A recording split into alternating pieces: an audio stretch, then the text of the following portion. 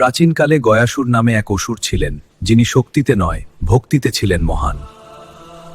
বহু বছর কঠোর তপস্যায় তিনি ভগবান বিষ্ণুকে সন্তুষ্ট করেন।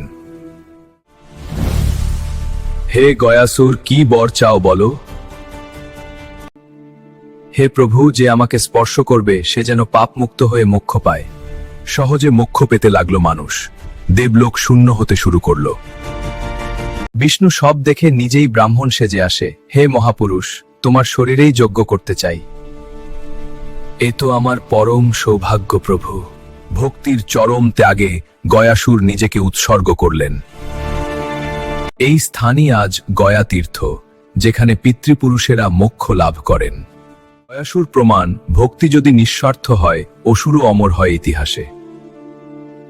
বিষ্ণুকে যদি আপনি ভালোবাসেন তাহলে লাইক, সাবস্ক্রাইব করে দিন আর কমেন্টে জয় বিষ্ণু লিখবেন।